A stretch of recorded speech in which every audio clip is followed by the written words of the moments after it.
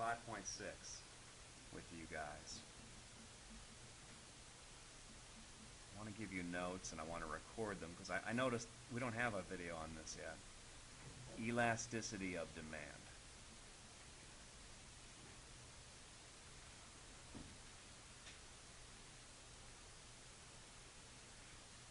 Now, the book is going to talk about something called arc elasticity and something called point elasticity. And I want to just warn you, I'm going to be thinking more about point elasticity. This is more important to me. E of P. Okay? Notice what this is.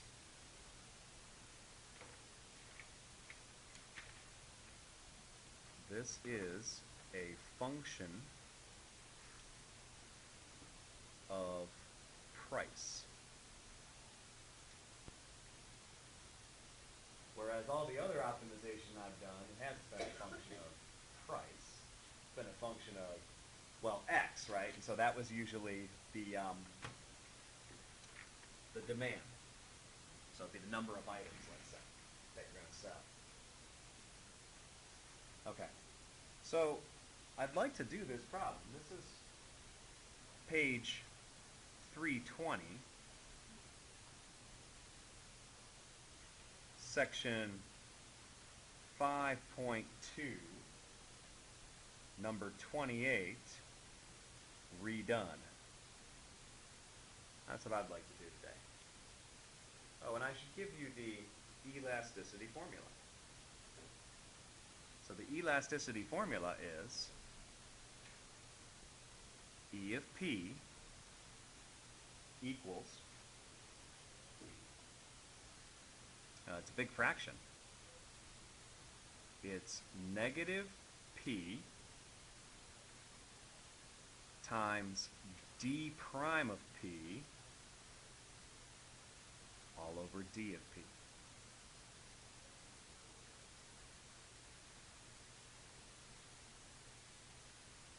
I haven't said what d of P is. D stands for demand. That's right. It's kind of the way I think it should be. We've put up these price demand functions P of X. So, as a matter of fact, when we did this problem, we were given the following. We were given P of X equals, what do we have? 102 minus 3x, right?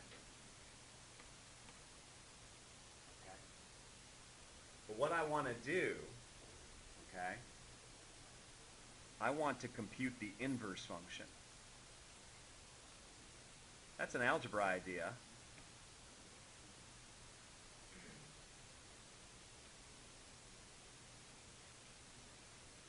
By the way, again, we were given P of X, right? Do you guys know what I mean by an inverse function? Well, we did one classic example already in chapter 4, right? What two functions were inverses of each other? What was it?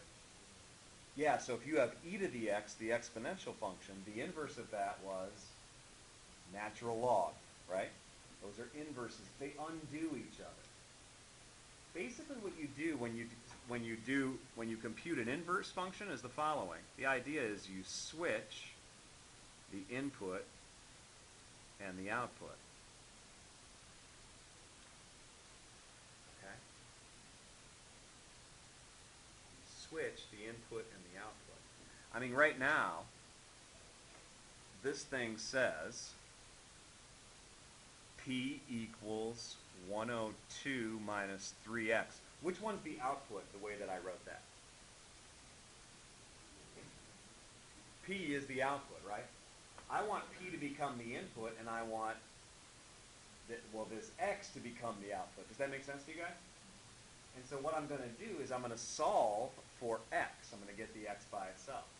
Now, by the way, sometimes this is easier than others. Here's a very simple example. It's one of the reasons I picked it. But let's do that. Let's solve for x. What would we do?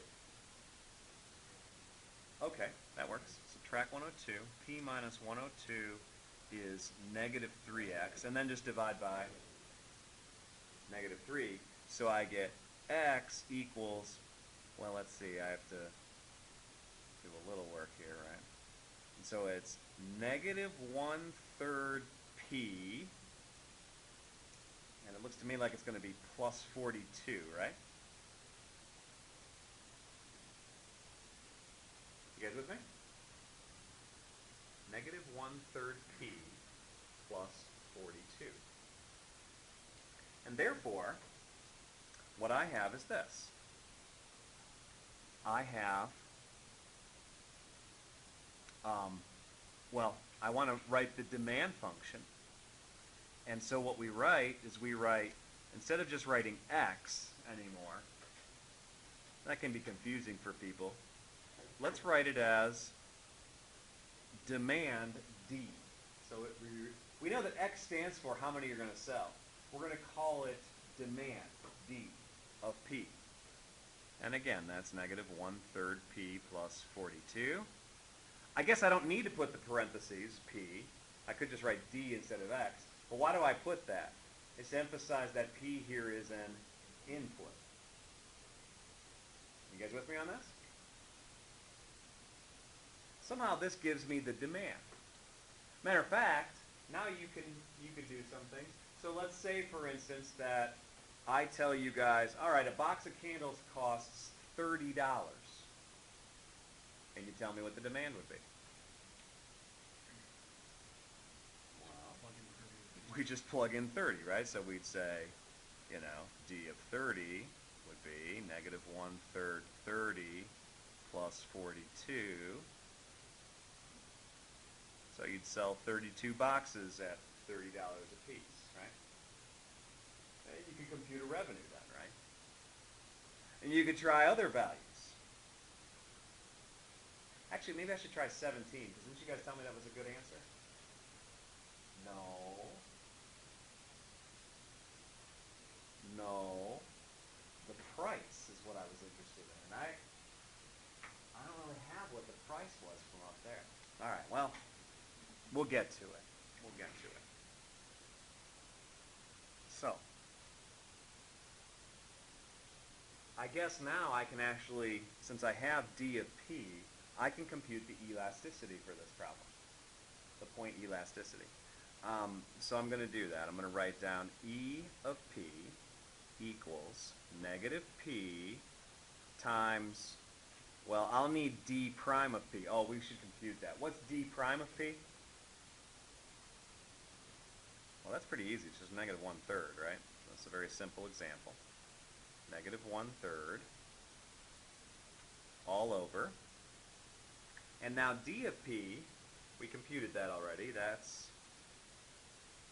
negative 1/3 P plus 42. Right? So this function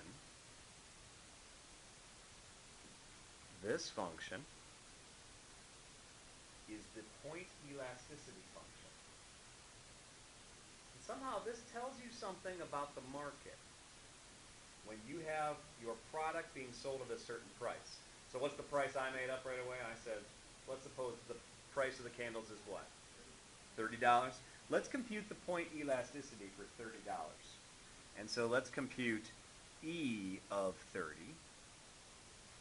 So that would be negative 30 times negative 1/3 divided by, now I already did that denominator, didn't I? Because that's really just D of 30. So that, isn't that 32? We worked that out already. Okay? And so let's see what I get. I get a fraction, don't I? I get a positive number. I get 10 over 32. Okay, 5/16ths if you want.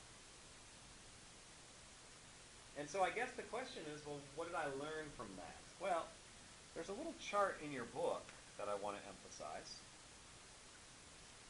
And this is going to be helpful to you right here. This is on page 379 at the bottom. And so it's talking about the relationship between elasticity and revenue. Okay? And we're going to have some different situations. We could have E of P greater than 1. We could have E of P less than 1, or I guess it could equal 1. What do we have in our situation? It's less than 1. We're going to say that the market is inelastic. The demand is inelastic in this case. Okay? And so the claim is that R prime of P is positive. I'll have to think about that. So the revenue is increasing. Okay? And so what's that mean? Well, if you have a revenue function, right? We had a revenue function on the board before. We had R prime of X. But we could substitute in for X and get R prime of P. And if you do that, okay, so we know that R prime of P is positive, implies that revenue increases as what increases? As price increases. Right? Because we understand that it's a rate of change. So again, R prime of P is positive. That's true if we are in the inelastic situation. We are inelastic because why? Because E of P is less than 1. E of P is less than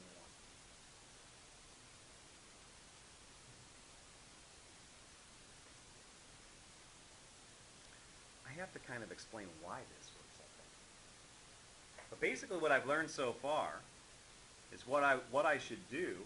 If I want to increase revenue, I should increase what? Increase the price. See, here's the thing. Go ahead. Yeah, Jay. The demand changes, but not enough to make a difference. That's right. You can jack up the price. You'll still be selling enough candles to make it work. Now, if you jack up the price and if everyone stops buying, that's a bad situation, right? And so the real measure of that is called elasticity, point elasticity. And the magic number, according to this chart, is what? 1 for elasticity. You might say, well, why is that? Well, let's see if I can explain that. So, oh, I'm sorry. It was just saying that revenue increases as price increases. Okay? We're going to come back to this example in a minute, but I just want to talk in general. I mean, how does this work? So let's go through this. Well, the way we've always done revenue problems so far, we have said that R of X is equal to what? X times price, right?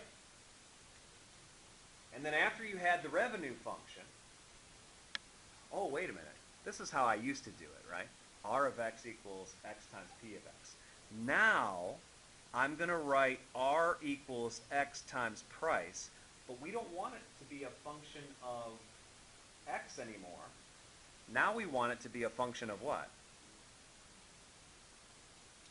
Well, almost. What's D a function of? P. I'd really like to make revenue a function of price. And the reason I want to think of it that way is, what do I control? I control the price. So if I change the price, I want to see how it's going to change the revenue. And elasticity is the secret to doing that. So, what happens here? Well, R of P, we're going to keep this P, but we're going to replace the X. What are we going to replace the X with? x is the demand, right? X equals d of p. Just like I did in that last problem. Should I go back to that? No? You guys okay? So d of p times p. Okay. What's the next step? Well, in the old days, what was the next step? You had the revenue function, then what'd you do? Take the derivative, right? So what we used to do now is take the derivative.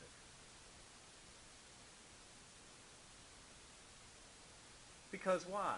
Because we want to maximize, right? Optimization. All the stuff that we just studied in chapter 5, we did before, I want to still do that. Okay? Oh, by the way, take the derivative, and then we used to set it equal to what? 0. Okay. So I'm going to keep those ideas in mind. Let me take the derivative, but I'm not taking d dx anymore. I'm actually taking the derivative with respect to p, the price. And so when I do that now, let's see. I write r prime of p equals, and now I have some work to do, don't I? What happens here? What do I have to do if I want to take the derivative of this? I have to do the product rule, right? So go ahead and do that. See what you get. Well, we get, let's see, u prime v. So that would be d prime of p times p plus what? D of p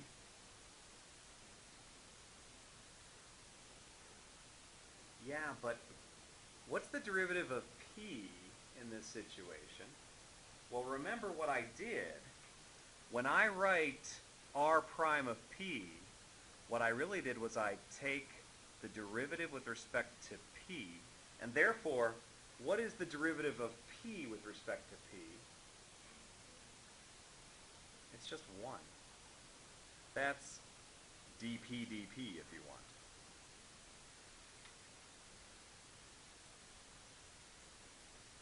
Yes? No? No.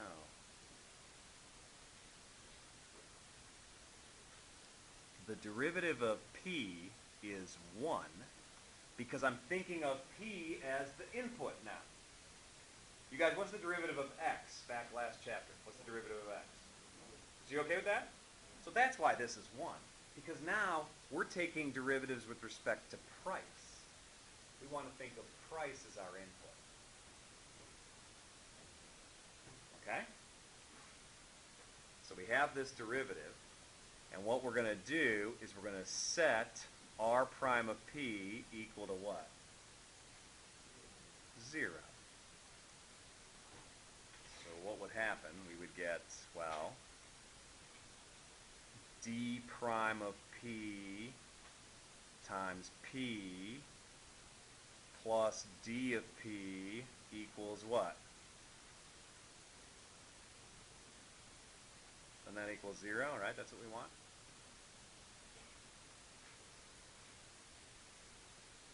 And then what you really want is you want to know like the critical price, right? Critical price. So d prime of p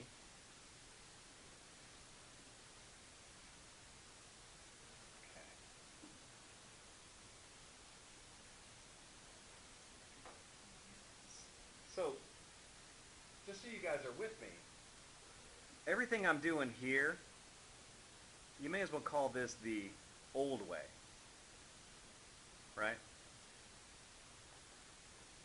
Compute the derivative, set it equal to 0. What I'm going to go over now today, I'll call the new way. We're going to use point elasticity. And so what did I say was the magic number? 1. And you might say, well, why is that? I don't like teaching magic. I want to teach mathematics. And that's my reason for doing this on the sheet of paper here. You see, what you need to understand is E of P equaling 1 means something. The book calls it unitary. Well, that's just because it equals 1. Nothing special about that word. Okay. But when we write E of P equal 1, what's the formula for E of P again? You guys have it yet? Well, it was negative, right? You might wonder why they put a negative there. Negative what? P times d prime of P over d of P equals 1. Well, now what you can do is you can solve that equation. Matter of fact, what would you naturally want to do to both sides of this equation problem? You guys are done a lot of algebra.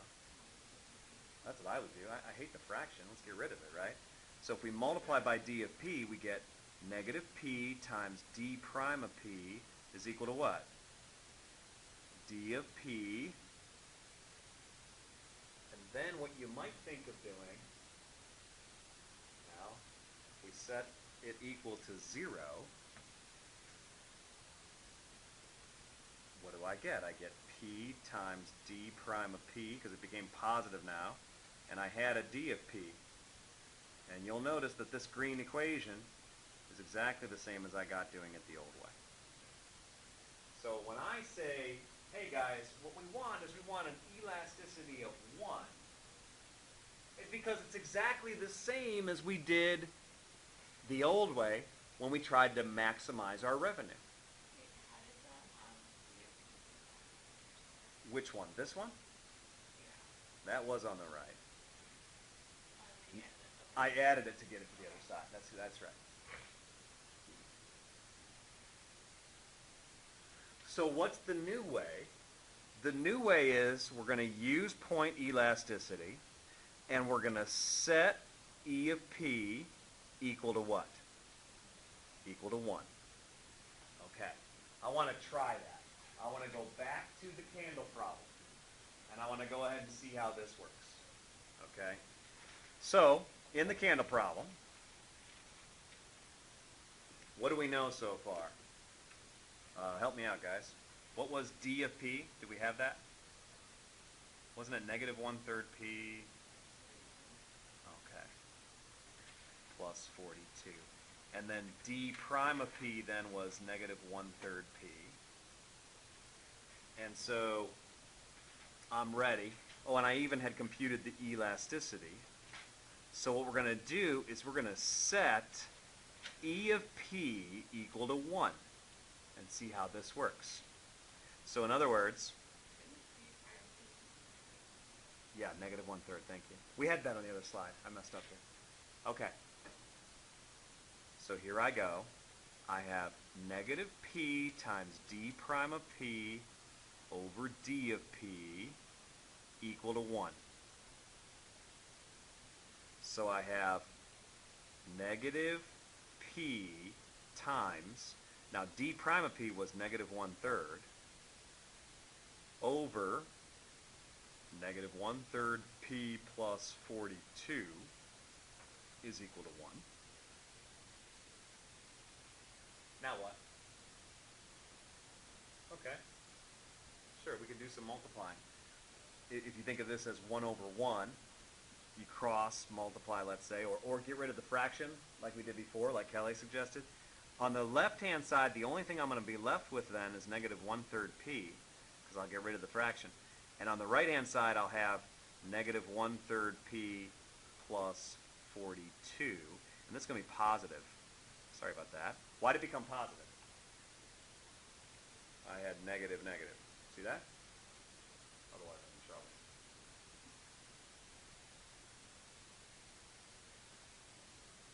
Do you guys follow how I did that? Again, what I did was I thought of these both as fractions, and I multiplied both sides by negative 1/3 P plus 42 to get rid of the fraction.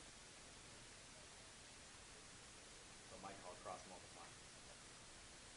I'm that far. What's the next step? We really want to just solve for P at this point, right? So how would you do that?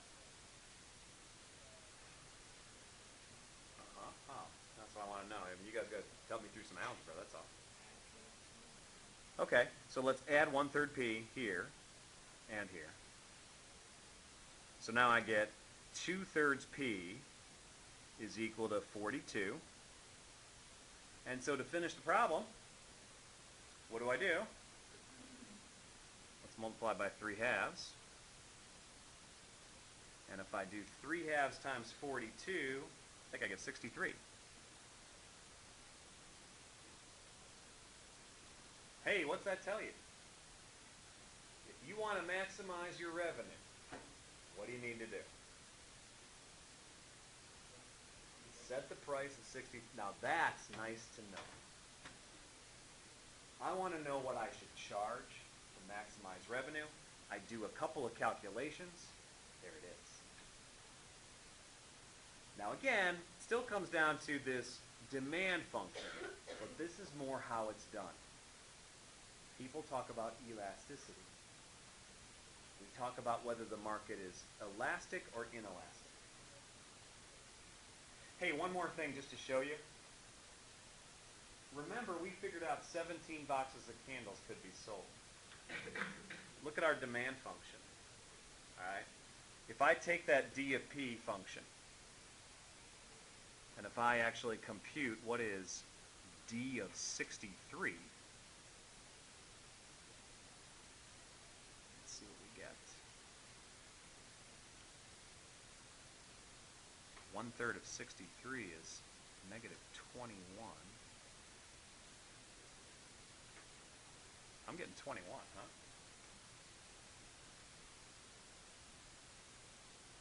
So that would say 21 boxes will maximize the revenue.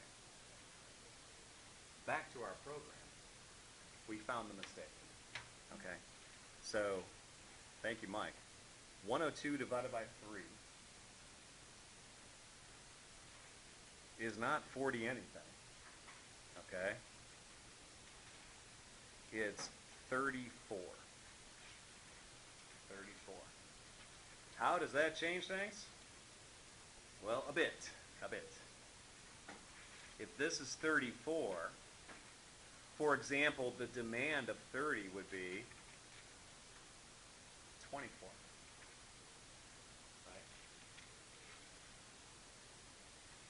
And how does that change things over here? Well, a little bit, right? We still had an inelastic situation. We had the elasticity was less than 1.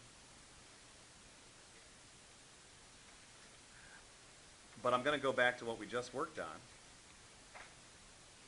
And we're going to say that where it really made a difference is here, right? The demand function is not negative 1/3 p plus 42. It's negative 1/3 p plus what? 34.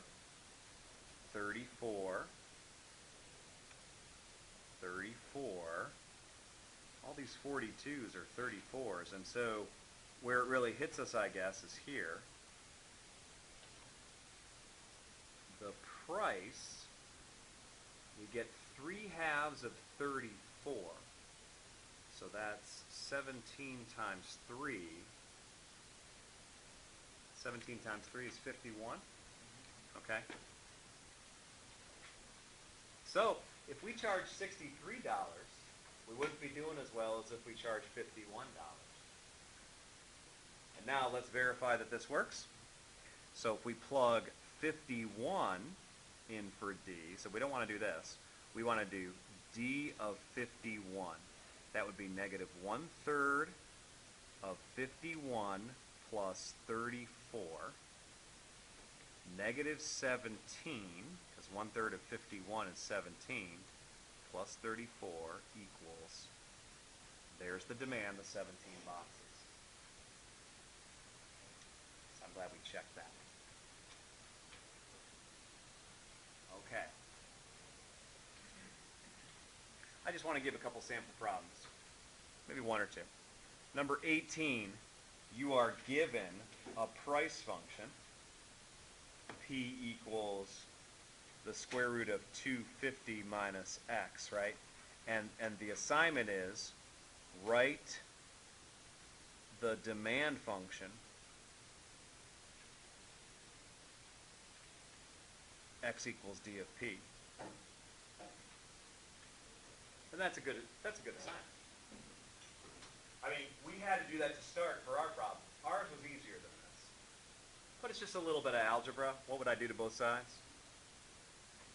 Yeah, if I want to get the x by itself, I'm going to square both sides. So on this side it becomes p squared, and on this side it becomes 250 minus x. And then I might subtract 250 from both sides or something. So I'll get p squared minus 250 equals negative x. And then so if I turn it around and want positive x, maybe what I would do is make the 250 positive and make the p squared negative. That's just a sample of, that's algebra. But it's just finding the inverse function. Okay. One last example, maybe problem 34, and then I'm done. So they give me d of p. My demand is given by 6,500 e to the negative 0.04p. And then they tell me p is 100. In other words, the price is 100. Okay? And what they want me to do is compute the point elasticity. Here. In other words, what's the elasticity when the price is $100? That's what they're asking. So I use my formula. E of p is negative p times what? D prime of p all over d of p. So I need to compute d prime of p. That hasn't been done yet. I can fill in the rest of the formula. Negative p times, well, something. And in the denominator I can put my 6,500 e to the negative 0.04p. Now what is the derivative? D prime of p. What is this? Well, it's almost the same thing, right? Because what's the derivative of e to the anything? You get back e, but then dong, you have to use the chain rule, right? So 6,500 e to the negative 0.04p, and then dong, what do I need to multiply by? Negative 0.04. And so this problem is particularly nice because, well, there's lots of canceling that happens. And so I guess E of P is the 6,500s cancel, the E's cancel, the negatives cancel, and so I just get 0.04p if I work that out. Okay? So, well, it was negative here, but I got a negative here when I brought down the exponent. You see that? No? The chain rule. When you take this derivative, d prime of p is 6,500 e to the negative 0.04p times what? There's your negative. So one negative comes from the formula, and the other negative comes from taking the derivative. And so to finish the problem, now we do E of 100. The elasticity, well, that'd be 4, right? 4 is bigger than 1, by a lot, actually. So this is what we call elastic. That means, what should I do with the price? Yeah, you better lower it. If you raise the price, you're going to drive away more customers. May as well lower the price, you'll be bringing in customers. That's what that says. Nice work today, you guys.